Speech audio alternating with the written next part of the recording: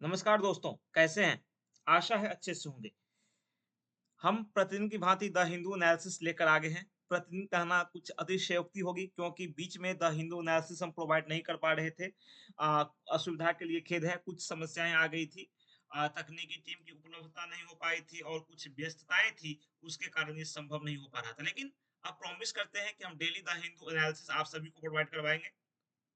साथ ही पूर्णतः प्रयास रहेगा कि आपको सुगम सरल हिंदी में प्रस्तुत करें ताकि आप बेहतर तरीके से इसको समझ सकें और अपनी जानकारी को बढ़ा सकें। चाहे आप यूपीएससी की तैयारी करते हो या पीसीएस की, चाहे किसी भी एग्जाम की तैयारी करते हो, ये आपके लिए हेल्पफुल होगा। इवन वन डे एग्जाम के लिए भी आपके लिए ये काम आएगा। तो वन डे एग्जाम की भी तैयारी करते हो ना, तो आप टेंशन ना, वन डे एग्जाम के लिए भी ये काम आपके लिए आएगा। तो सबसे पहला न्यूज़ जो है माइक्रोसॉफ्ट आउटेज को लेकर हम चर्चा करने वाले हैं। माइक्रोसॉफ्ट आउटेज से पूरी दुनिया किस प्रकार से प्रभावित हुई, हम बढ़ते हैं न्यूज़ की ओर। देखो एक थोड़ा-सा आपको ना संक्षिप्त थोड़ा-सा पढ़ लेते हैं पहले, है ना? थोड़ा-सा पढ़ लेते हैं ताकि आप भी इसे बेहतर तरीके से समझ सकें। केवल मैं आपको समझा दूँ ये बस मेरा मोटिव नहीं है। ठीक है? आशा है मेरी बातों को आप लोग समझ पा रहे होंगे, मैं क्या कहना चाह रहा हूँ, मेरे कहने का आशय यहाँ पर क्या है। ठीक है? अब देखिए, Microsoft outage disrupt several sectors world wide. Faulty update on Windows system by a cyber security firm affects aviation, banking, hospitals, TV channels, and telecommunications.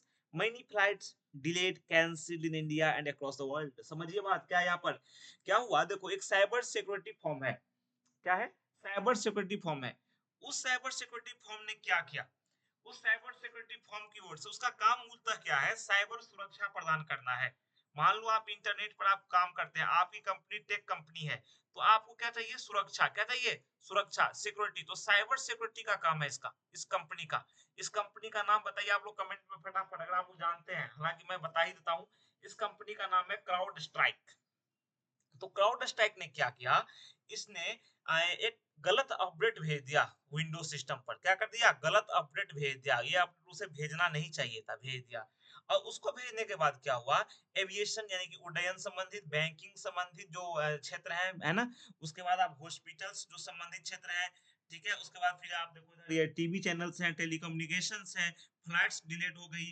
Cancel हो गई लगभग 3300 से ज्यादा उड़ानें प्रभावित हुई हैं पूरी दुनिया में सोचो कितनी बड़ी एक तरह से त्रासदी है ये है ना लंबी लंबी कतारें लगी हुई थी उस पर एयरपोर्ट्स आदि पर आपने न्यूज़ों में जरूर देखा होगा तो समझो क्या हुआ है और किस तरह हमारी निर्भरता है थोड़ा मैं आपको ब्रीफ कर देता हूँ ये क्या है देखो ये एक तरह से ये है कि फॉल्टी अपडेट भेजा गया कुछ घटना इस घटना को सिलसिलेवार हम समझते हैं क्या हुआ फॉल्टी अपडेट्स भेजा गया ठीक है हॉस्पिटल्स टेलीकम्युनिकेशंस या टीवी चैनल्स और जो कंपनियां इसकी सहायता लेती हैं इस कंपनी की उनको गलत अपडेट चला गया उसके बाद हो गई उनके सिस्टम में खराबी उनके सिस्टम ने काम करना क्या कर दिया बंद कर दिया ये अपडेट क्यों भेजा गया था ये falcon and point thread detection and response product जो डेवलप किया है क्राउड स्ट्राइक ने उसी के तहत भेजा था उसने और ये गलत काम कर गया ठीक है फ्लाइट्स जो थे वो काफी देर तक जमीन पर रहे मैनुअली काम होने लगा चेकिंग की सुविधा मैनुअली होने लगी सोचो चेकिंग जो ऑटोमेटिक हुआ करता था सब मैनुअली हो गया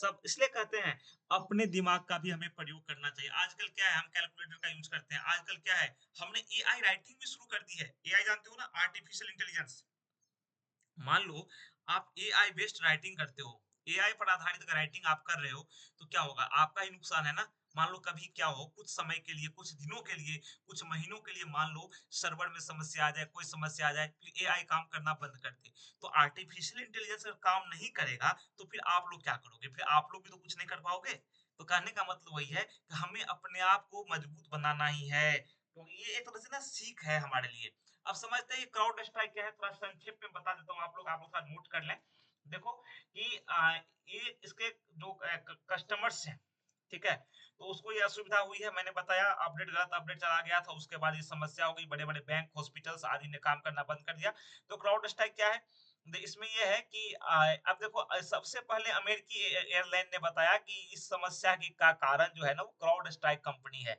सबसे पहले उसी ने नाम लिया था इसका ये कंपनी क्या करती है ये एक साइबर सिक्योरिटी कंपनी है जिसकी स्थापना हुई थी साल 2011 में देखो यह कुछ पॉइंट्स है जो एग्जाम में नोट आते हैं है ना कंपनी फाउंडेड इन 2011 2011 ईयर आप नोट कर लें 2011 में इसकी स्थापना हुई थी स्टैक दुनिया भर में बड़ी कंपनियों और हार्डवेयर को साइबर अटैक से बचाने का काम करती है।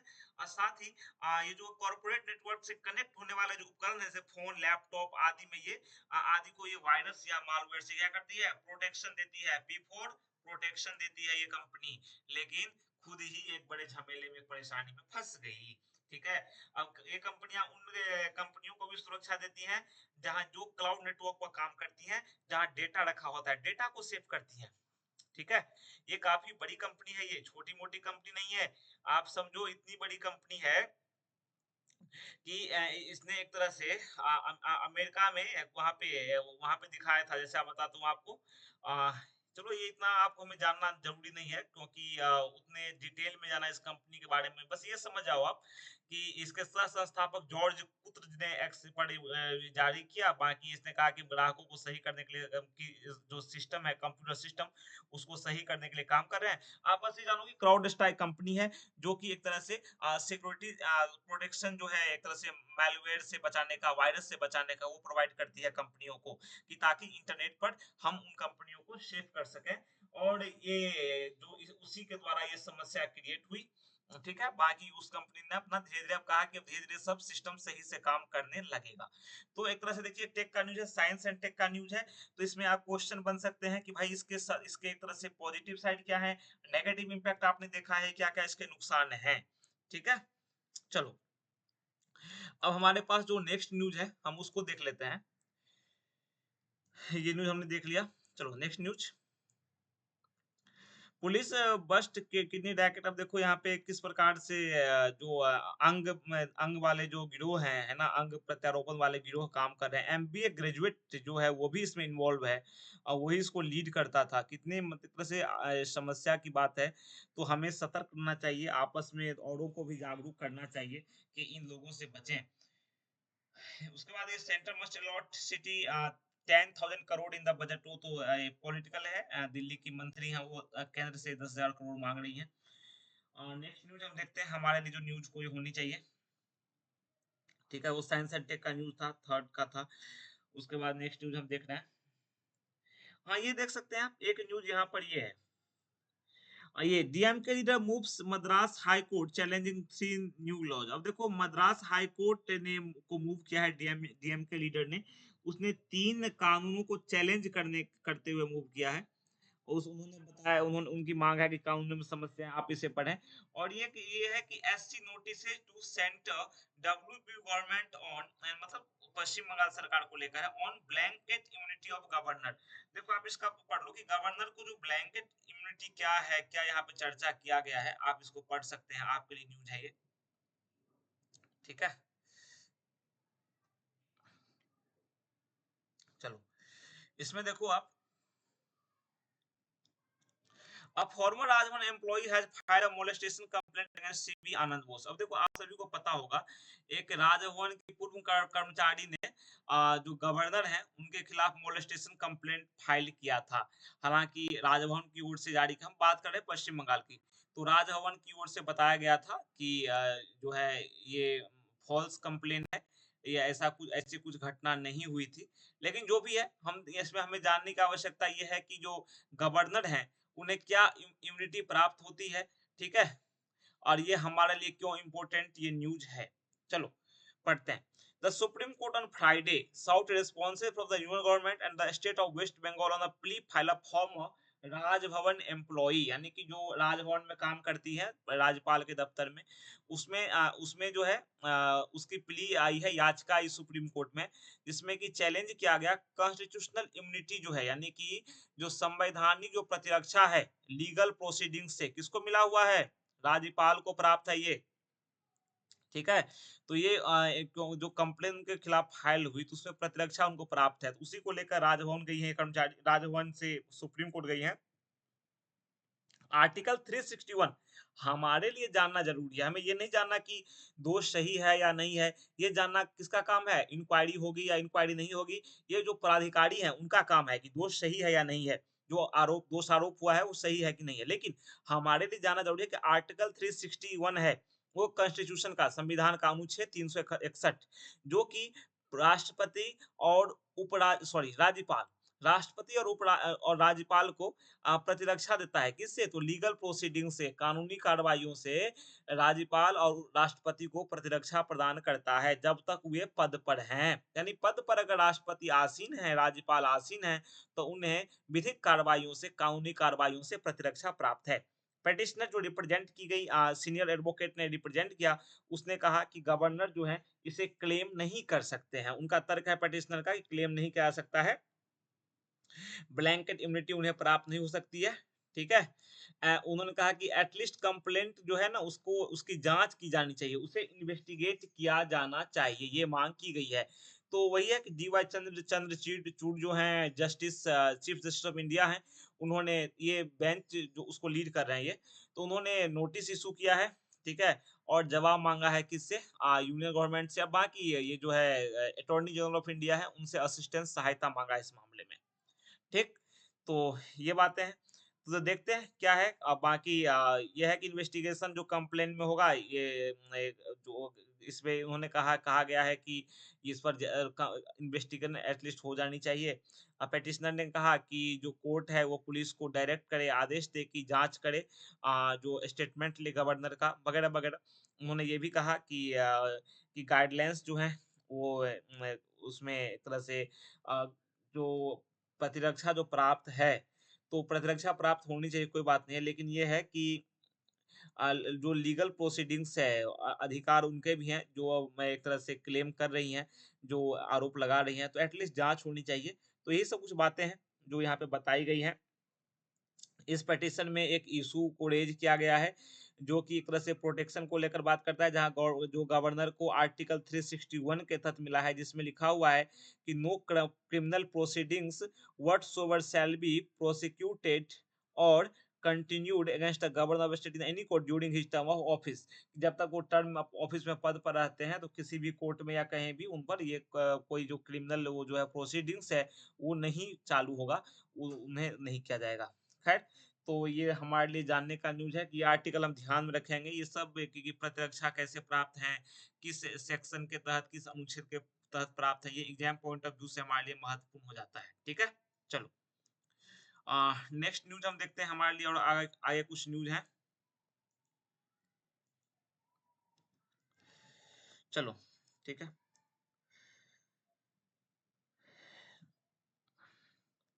नाउ कांवड़ यात्रा ऑर्डर, ये तो कांवड़ यात्रा को लेकर है। नेक्स्ट देखते हैं difference with India airlines over template dictated for eateries in UP. Okay, next news.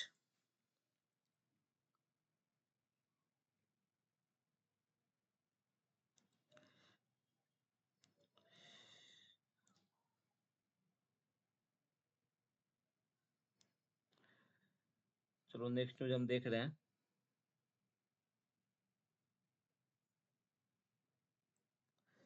ठीक है।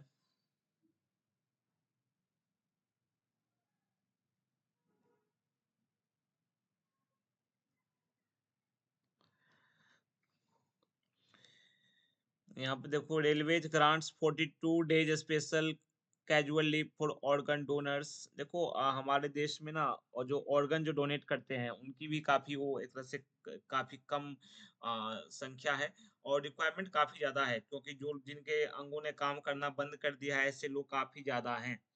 ठीक है। तो वही यहाँ पर बताया, कुछ उससे संबंधित न्यूज है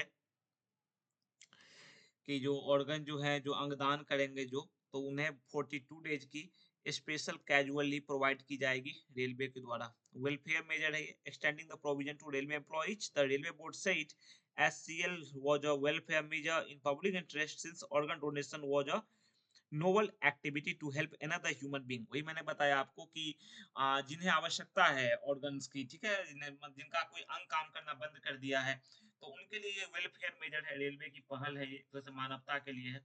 तो वही है कि एससीएल का प्रावधान एक तरह से किया है उन्होंने रेलवे ने, तो उसी को लेकर न्यूज है। ठीक है। चलो, नेक्स्ट न्यूज हम देखते हैं। Naidu outline his vision for विकसित आंध्र प्रदेश 2047। वो आंध्र प्रदेश को लेकर है। उन्होंने जो वहाँ के सीएम हैं, आंध्र प्रदेश के chief minister N Chandrababu Naidu, उन्होंने विकसित आंध्र प्रदेश को लेकर कहा है 2047 वो कैसे होगा उसको लेकर विजन को रखा है अपना। ये देखो वन्य जीव संरक्षण पर ये हमारा न्यूज है, पर्यावरण संरक्षण बोलो, वन्य जीव संरक्षण बोलो, क्या न्यूज है देखो। Karnataka high court issues notices to power supply firms on electrocution of jumbos. अब देखो यहाँ पे the high court of Karnataka on Friday order the issue of notice to Karnataka power transmission corporation limited KPTLC, इसको नोटिस इशू किया है क्योंकि कुछ issue जो आई हैं जैसे कि ये इलेक्ट्रिकल वायर्स में फंसते हैं, ठीक है, और इनका इलीगल इलेक्ट्रिकल फेंसिंग होता है।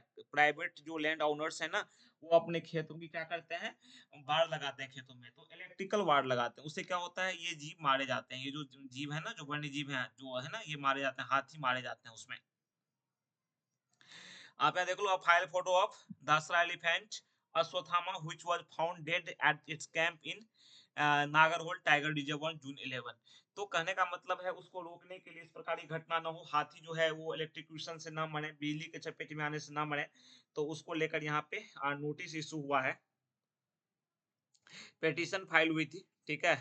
एक पेटिशन को पीआईएल पब्लिक इंटरेस्ट लिटिगेशन जनहित याचिका, याद रखें आप लोग, पीआईएल बोलते हैं पब्लिक इंटरेस्ट लिटिगेशन को, तो ये फाइल हुई थी, इसमें ये आदेश की गई थी, which the court sumo to initiated on June 14 based on newspaper reports on death of, देखो यहाँ पे पीआईएल जो है ना, ये एक पीआईएल उन्होंने सो मोटो बेसिस पे लिया था, मतलब स्वतः संज्ञान लिया था, जिसमें उन्हें कोर्ट को पता चला था कि 38 ईयर ओल्ड जो दसरा एलिफेंट है अश्वत्थामा, उसकी मृत्यु यहाँ पर हुई थी, क्यों हुई थी, तो संभावना जताई गई थी कि सस्पेक्टेड इलेक्ट्रोक्यूशन, यानी कि संभावित बिजली की चपेट में आने से हुई थी। It was found dead at a camp in the Nagarhole tiger reserve. During the hearing, the Forest Development Department, while elaborating on the measure in place to protect the elephants, pointed out that it had on many occasions communicated to the KPTCL। देखो यहाँ पे तर्क दिया गया कि भाई कई बार प्रयास किए गए हैं। अब देखो यहाँ पे अगर आप अपने फसल की रक्षा करते हो, देखो मानव वन्य जीव संघर्ष जो हो रहा है ना, खासकर ये उसी के तहत हम ले सकते हैं जो ह्यूमन और जो जंगली जीव है उनका संघर्ष जो हो रहा है ना, कारण है कि हम इनके आवास में कहीं ना कहीं प्रवेश करते जा रहे हैं। अब जो ये जो वन्यजीव अभयारण्य है उसमें अतिक्रमण हो रहा है या उससे सटे हुए जगह है, अब जहाँ पे मनुष्य को नहीं जाना चाहिए, मानव को नहीं जाना, लेकिन मानव जाता है क्योंकि उसकी आवश्यकता है, जरूरतें हैं, खेतों में जाता है, उसके आसपास जाता है चारा लेने के लिए, लकड़ी काटने के लिए, तो मानव वन्यजीव संघर्ष की घटनाएं बढ़ती हैं, जो अब जंगल काफी सिकुड़ते जा रहे हैं, तो ये जो वन्यजीव है ना, ये बाहर आ जाते हैं, तो उससे भी ये घटनाएं देखी जाती हैं। तो खैर ये बात हमें ध्यान में रखनी चाहिए। खैर इस पे आप न्यूज देख सकते हैं, अब बाकी इस पे क्वेश्चन भी आपके बन सकते हैं। इससे ह्यूमन वाइल्ड लाइफ जो कॉन्फ्लिक्ट है उसको कैसे कम किया जा सकता है, क्या क्या कदम उठाए जा सकते हैं, किस प्रकार से वन बढ़ाए जाने चाहिए, वन बढ़ेगा तो फिर ये जो जंगली जीव हैं ये आपको परेशान नहीं करेंगे, ना आप इनके लिए परेशानी का कारण बनेंगे। ठीक है, चलो अगले न्यूज की ओर मूव करते हैं। Next news, wrong headed policy. देखो एक पॉलिसी को लेकर चर्चा की गई है, आप सभी को ये पॉलिसी पता ही है, पता ही है, अभी थोड़ा डिटेल में बताता हूँ और अच्छे से पता लग जाएगी ये पॉलिसी क्या है। ठीक है, चलो, ये पॉलिसी है कर्नाटका बिल जो आया था, ठीक है, आप सभी को पता होगा ये कर्नाटका कौन सा बिल था, ये विधेयक था जो न्यूज में रहा था, और फाइनली कर्नाटक सरकार को पीछे जाना पड़ा था, अपने कदम ना पीछे खींचने पड़े थे। क्यों खींचने पड़े थे? क्योंकि इंडस्ट्री की ओर से विरोध हुआ था। इसमें बिल लाया गया था कि कर्नाटक के जो लोकल लोग हैं ना, जो लोकल्स हैं यानी स्थानीय लोग हैं, उनके अधिकारों की हम रक्षा करेंगे, लेकिन आप उनके अधिकारों की रक्षा तो कर देंगे आप, ठीक है, लोकल्स की रक्षा हो जाएगी, जो लोकल्स हैं उनकी रक्षा हो जाएगी, ठीक है, लेकिन समस्या यहाँ पर ये है कि फिर ये जो वर्क फोर्स है, ठीक है, आप उसकी रक्षा कर दोगे, लेकिन फिर जो एक तरह से सही जो वर्क फोर्स है वो कहाँ से आएगा? ठीक है, जैसे कि मान लो कंपनियों को क्या चाहिए, स्किल्ड लोग चाहिए, तो नहीं ये खाना पूर्ति करेंगी, कंपनियों को क्या चाहिए, स्किल्ड लोग चाहिए। अगर स्किल उनमें नहीं होगा तो फिर वो कैसे काम चलेगा, तो स्किल तो चाहिए ना, तो स्किल की यहाँ पे बात हो रही है। The Karnataka bill on reserving jobs for locals is self defeating। अब देखो ये सेल्फ डिफीटिंग क्यों है, स्वयं को एक तरह से परेशान करने वाला ये क्यों है, देखो मैं बताता हूँ, चर्चा इस पर कर लेते हैं। देखो आप, despite the fact that attempts to provide reservation in jobs for local, देखो एक फैक्ट है कि जब भी लोकल वर्कर्स को जॉब देने का, एक तरह से उनको ज्यादा केंद्रित करने का, उन पर ज्यादा ध्यान देने का प्रयास जो है पहले क्या अनकॉन्स्टिट्यूशनल साबित हुआ है, मतलब असंवैधानिक साबित हुआ है। और उसे कोर्ट ने कई बार क्या किया है, रिजेक्ट किया है। कोर्ट ने क्या कर दिया है, रिजेक्ट कर दिया है। फिर भी कर्नाटक सरकार ने ये प्रयास किया। तो ये प्रयास किया, तो ये प्रयास एक तरह से कहा जाए तो कर्नाटक सरकार का व्यर्थ ही, क्योंकि उसे एक तरह से पुनर्विचार के लिए इस मामले को रखना पड़ा अपने पास। आप देख सकते हैं, the temptation to pander to nativist sentiments remain amongst state government. देखो राज्य सरकारें जो है ना, वो अपने लिए, अपने वोट बैंक के लिए हमेशा चाहती है, ठीक है, अपने वोट बैंक के लिए हमेशा चाहती है कि जो, सॉरी डिस्टरबेंस के लिए, कि हम स्थानीय लोगों को खुश करके रखें, स्थानीय लोग जो है हमारे संरक्षण में रहें। तो स्थानीय लोग हमारे लिए एक तरह से काम करें, एक तरह से, और उन्हें एक तरह से अपीज करने का। लेकिन इंडस्ट्री के मामले, आप गवर्नमेंट जॉब में दे दोगे तो उतनी आवाजें नहीं उठेंगी, लेकिन इंडस्ट्री के मामले में जो है, हालांकि अगर मान लो किसी भी जॉब में आप ज्यादा आरक्षण की बातें करते हो, तो संवैधानिक जो भावना है, एक तरह से सभी के साथ समान व्यवहार की भावना है, देश में कहीं भी जाकर घूमने की स्वतंत्रता जो है, कहीं भी निवास करने की स्वतंत्रता जो कहीं पर जाकर है, तो वो प्रभावित हो रही है। तो संवैधानिक भावना के साथ भी तो आप खेल ही रहे हो। संवैधानिक दृष्टिकोण पर भी आपका कानून खरा नहीं उतरेगा, ठीक है।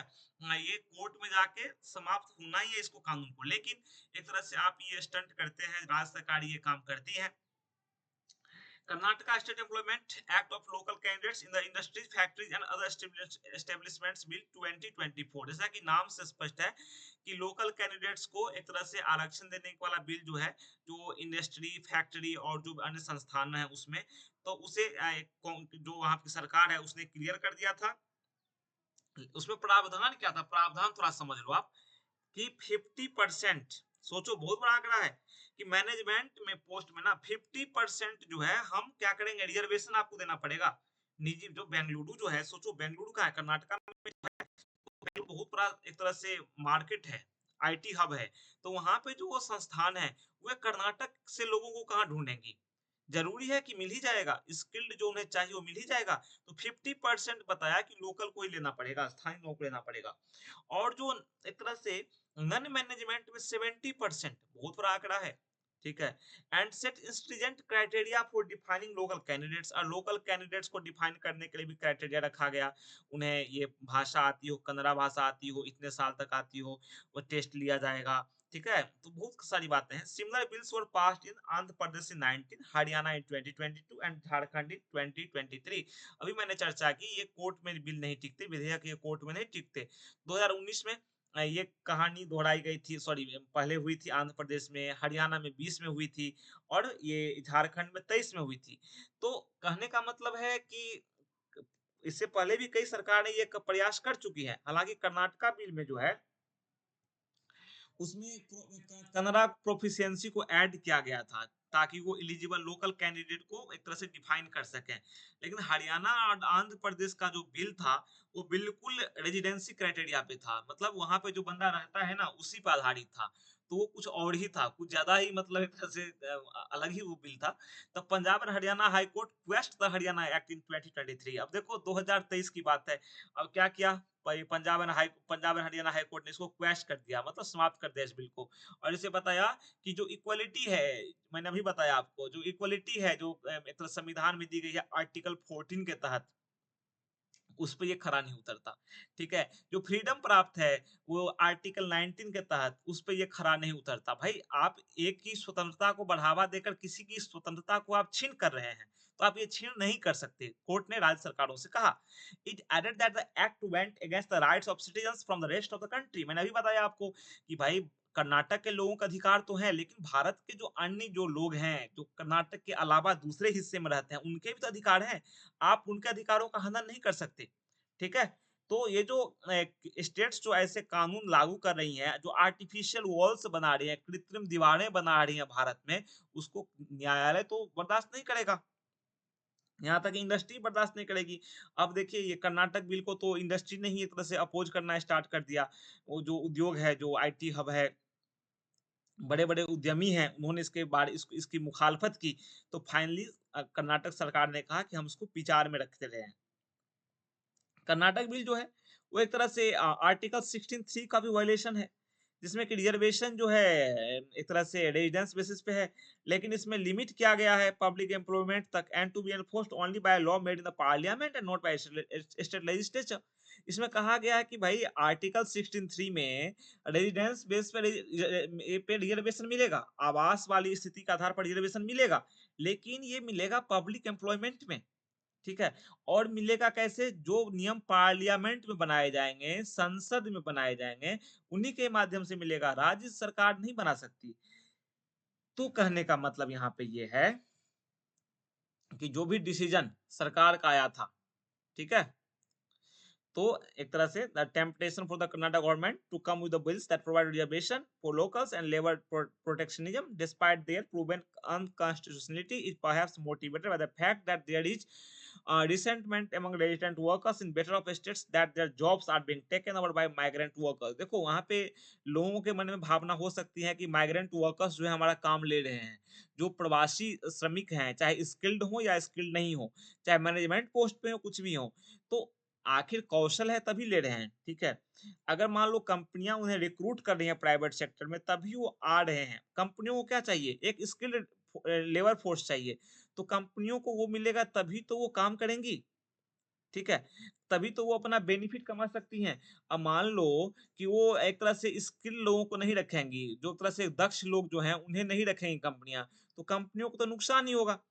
कंपनियों को नुकसान होगा तो कंपनियां क्या करेंगी? फिर कंपनियां कैसे सस्टेन कर पाएंगी? कंपनियां कैसे अपनी अस्तित्व को बचा पाएंगी? ठीक है? तो ये समझने वाली बात है। तो आप इस न्यूज़ को पढ़ें, देखें। आप देखो यहाँ पे एक ट्रम्प सीज़न है। आप सभी को पता होगा ट्रम्प पर हमला हुआ और उसके बाद फिर एक तरह से ट्रम्प बाल-बाल बचे उस हमले में। ये अंतर्राष्ट्रीय संबंध के तहत आप ले सकते हो भारत के आस-पास कहाँ-कहाँ क्या घटनाएँ घट रही हैं।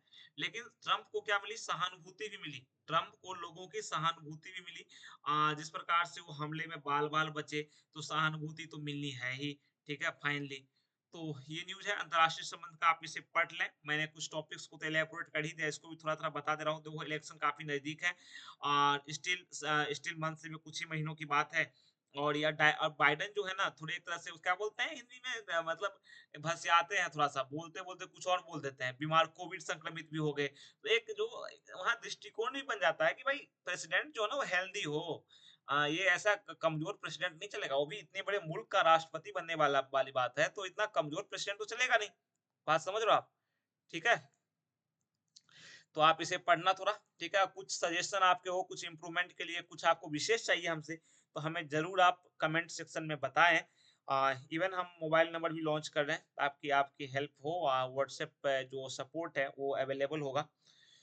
चलो नेक्स्ट न्यूज़ हम देख लेते हैं आपके लिए। अ ये situation in Bangladesh and internal matters says ME. अब देखो बांग्लादेश में क्या हाल है भाई, आरक्षण को लेकर इतना फसाद की उठापटक पूरा हो गया है। ठीक है, बवाल हो गया एक तरह से बांग्लादेश में। तो भारत जो एक पड़ोसी है और भारत ने काफी बड़ी भूमिका निभाई थी बांग्लादेश को आजाद कराने में, तो भारत ने साफ कहा कि भाई ये जो बांग्लादेश का जो मैटर है ना, ये इंटरनल है, विल नॉट इंटरफेयर। ठीक है, हमें इससे मतलब नहीं है, हम इसमें इंटरफेयर नहीं करने वाले हैं और हमारा राइट भी नहीं बनता है, ठीक है। इंटरनल मैटर है, क्या है ये? आंतरिक मामला है। एक्सटर्नल जो मिनिस्टर हैं, वो minister S Jaishankar, external affairs minister, उन्होंने कहा कि जो भी यहाँ पे हो रहा है, हम उसको काफी गौर से क्लोजली हम ऑब्जर्व कर रहे हैं, क्लोजली हम नजदीकी से मॉनिटर कर रहे हैं और बाकी ऐसा पूरा ध्यान उस पर है। Speaking at the weekly briefing the ministry spokesperson Ranjit Jaiswal described the clashes between the protesters and law enforcement officials as an internal matter of Bangladesh. और वहाँ के जो भारत के जो विदेश मंत्रालय के प्रवक्ता हैं, उन्होंने कहा कि जो भी क्लैशेज हुए हैं वहाँ के जो प्रदर्शनकारी हैं उनके, और जो लॉ एनफोर्समेंट ऑफिशियल्स हैं, यानी जो विधि को बनाने वाले, विधि को जो बनाए रखने वाले जो पदाधिकारी हैं, ठीक है, तो विधि का पालन, विधि अनुपालन जो पदाधिकारी है, उनके बीच जो क्लैशेज हुए हैं, जो टकराव हुआ है, वो मैटर है बांग्लादेश का। एंड बांग्लादेश को इसे सही तरीके से सुलझाना चाहिए। भारत की इसमें कोई भूमिका नहीं। हालांकि देखो क्या है, भारत जो भी पड़ोसी है ना, उनके साथ पूछे जाते हैं। हालाँकि प्रश्न पूछे जाते हैं कि आपके पड़ोस में क्या हो रहा है, आप क्या कहना चाहते हो?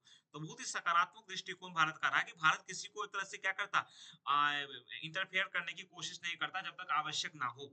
इन टच विद ऑफिशियल्स, अब देखो भारत ने क्या कहा कि भारत जो इस पर रिस्पॉन्स कर रहा है ना, जायसवाल ने ये भी कहा कि इंडियन जो हाई कमिश्नर कमीशन है और रिलेवेंट डिपार्टमेंट्स जो हैं मिनिस्ट्री में, वो बिल्कुल देख रहे हैं वहाँ पे डेवलपमेंट क्या हो रहा है, घटनाक्रम क्या घटित हो रहे हैं, और हमें पता है कि क्या-क्या जो वहाँ पे जो मेजर्स हैं, जो उपाय हैं, जो स्थानीय जो विभागों ने उठाए हैं प्रदर्शन के दौरान, और हम बिल्कुल उस पर सतर्क हैं, सजग हैं, हम देख रहे हैं, अपने नागरिकों को भी आगाह किया है कि हमारे 15,000 जो भारतीय नागरिक हैं जो बांग्लादेश में हैं, और उनके फैमिली मेंबर से जो एक तरह से संपर्क हमारा एक तरह से उन्हें एक तरह से मैसेज भेजा है, उनसे आग्रह किया है भारत ने कि वे जो अपडेट देखते रहें जो इंडियन ऑफिशियल्स जारी करते हैं।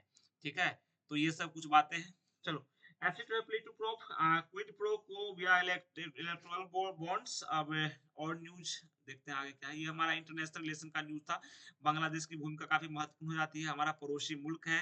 अभी भारत के संबंध जो है बांग्लादेश के साथ काफ़ी अच्छे हैं, नो डाउट, और आगे बढ़ते रहें, बेहतर रही है। Voters will deliver strong debut to BJP, Venugopal. Next हम बढ़ते हैं, पॉलिटिकल न्यूज़ है। Next next next next Uttarakhand high court protection to interfaith live in couple under UCC.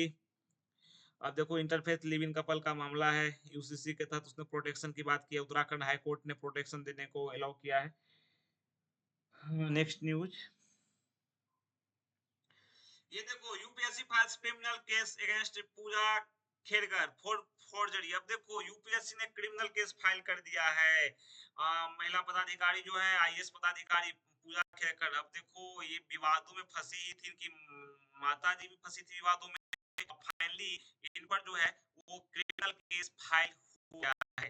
चलो देखो, it issues show notice for cancellation of candidature in 2022 civil service exam and department from future exams. अब देखो क्या है, एक तरह से notice भी इशू कर दिया गया है।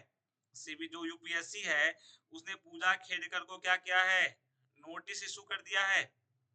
ठीक है, आप समझ सकते हो। और इसमें ये भी कहा गया है कि क्यों ना आपको बाढ़ कर दिया जाए, आपको आगे के एग्जामों से क्या कर दिया जाए, एक तरह से वंचित कर दिया जाए। तो ये बहुत बड़ी बात कही गई है यहाँ पर, एक तरह से समझने वाली बात है। आप देखो, ये 2022 की एक तरह से एग्जाम से पास हुए हैं। देखो यहाँ the union public service commission, संघ लोक सेवा आयोग ने कहा फ्राइडे को कि इसने क्रिमिनल केस रजिस्टर्ड किया है। जो प्रोबेशनरी आईएएस ऑफिसर हैं पूजा खेड़कर, उनके खिलाफ इन पर कुछ आरोप लगे थे कि विकलांगता का फर्जी सर्टिफिकेट, ओबीसी का फर्जी सर्टिफिकेट। अब जो आरोप अपना यूपीएससी जाने, बाकी प्राधिकारी जाने, लेकिन जो न्यूज है आपके लिए वो हम बता रहे हैं। यूपीएससी ने 900 का नोटिस भी जारी किया है कि आपको जो आपका कैंडिडेचर है उसको हम कैंसिल क्यों ना कर दें, आपकी उम्मीदवारी को 2022 में जो आपने सफलता प्राप्त की थी, और जो आपको अब भविष्य के जो परीक्षाएं हैं उनसे वंचित क्यों ना कर दिया जाए। The UPSC stated that it conducted a detailed and thorough investigation in the misdemeanour और पूजा मनोरमा दिलीप खेड़कर, जो पूरा नाम है उनका। पूरी इंक्वायरी यूपीएससी करेगी, सब कुछ चेक वगैरह करेगी। From this investigation, it has been revealed that the C fraudulently availed attempts beyond the permissible limit under the examination rules by taking her identity by way of changing her name। उन्होंने अपने नाम को change करके ना अपने जो attempts हैं वो ज्यादा किए।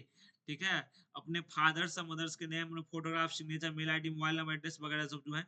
It has come to light the Mrs Khedkar attempted the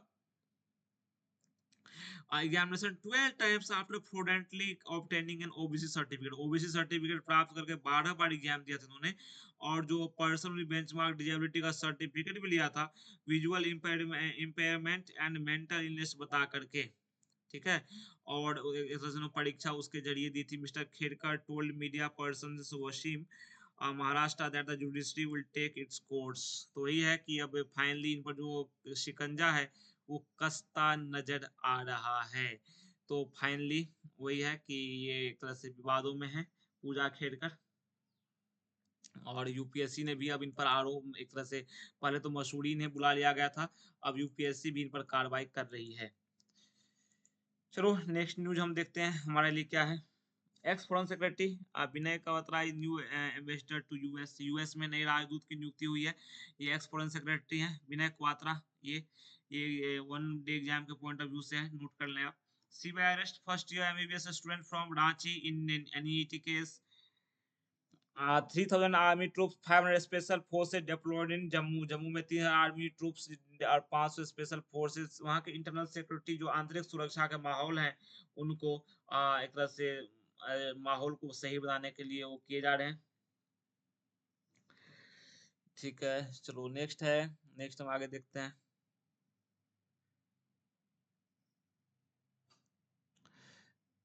UPSC chairperson Manoj Soni quits 5 years before completion of 10 year। UPSC के चेयरपर्सन जो हैं वो अपने जो टर्म है 5 साल का उसको कंप्लीट करने से पहले ही, है ना, 5 साल पहले ही पद छोड़ रहे हैं। EPFO's IT system are dysfunctional and crash prone. अब देखो ईपीएफओ का जो आईटी सिस्टम है ये डिसफंक्शनल है और क्रैश प्रोन है। क्या बताया गया न्यूज, ये देखें आप, ये आपके लिए पढ़ लें आप। ठीक है, कई सारे न्यूज को हम काफी क्लोजली ऑब्जर्व कर चुके हैं और कुछ न्यूज हैं कुछ आपके लिए भी हैं, आप भी पढ़ें। हालांकि आप चाहते हैं कि सारे न्यूज का एनालिसिस हम कर दें तो भी कर सकते हैं। ठीक है, चलो, तो इस प्रकार से हमारा द हिंदू एनालिसिस का सेशन आज कंप्लीट हो रहा है। आज के लिए बस इतना ही। हाँ, कुछ सुझाव कुछ सलाह आपके हैं, कुछ आप अपडेट हमें प्रोवाइड करना चाहते हो अपने एंड से, तो जरूर हमें बताएं। हम उसको इम्प्लीमेंट करने का प्रयास करेंगे और देखेंगे कि हम कितना बेहतर आपके लिए कर सकते हैं। और जल्द ही करंट अफेयर्स का सेशन भी आपके लिए हम लाने का सोच रहे हैं, जो कि आपके लिए महत्वपूर्ण होंगे। तो फिर मिलते हैं नेक्स्ट सेशन में कुछ नए टॉपिक्स के साथ, कुछ नई बातों के साथ। तब तक के लिए हमें आज्ञा दीजिए और कहिए नमस्कार, थैंक यू।